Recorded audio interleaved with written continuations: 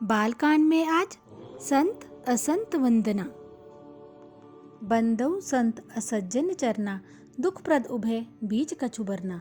बिछुरत एक प्राण हरि लेहि, मिलत एक दुख दारुण देहि।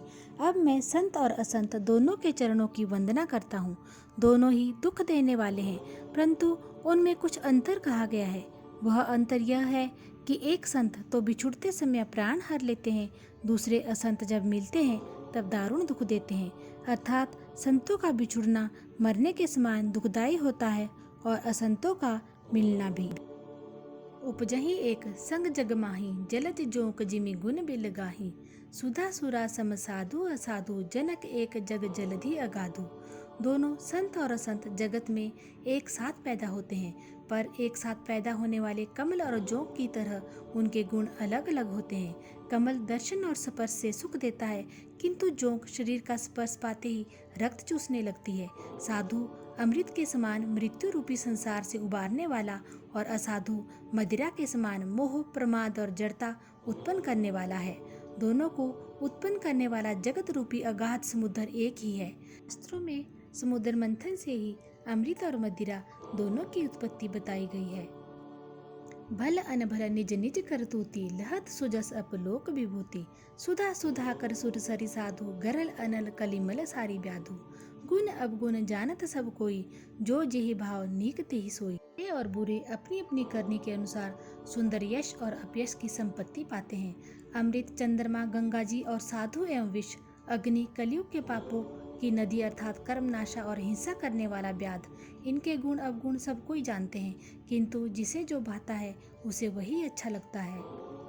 लो भलाई ही पै लही लही, निचाई ही नीचू। सुधा सराही अमरता गरल सराही मीचू। भला भलाई ही ग्रहण करता है और नीच नीचता को ही ग्रहण किए रहता है। अमृत की सराहना अमर करने में होती है और विष की मारने में।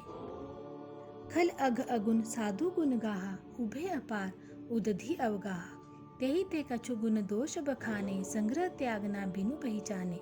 दुष्टों के पापों और अवगुणों की और साधुओं के गुणों की कथाएं दोनों ही अपार और अथाह समुद्र है। इसी से कुछ गुण और दोषों का वर्णन किया गया है, क्योंकि बिना पहचाने उनका ग्रहण या त्याग नहीं हो सकता।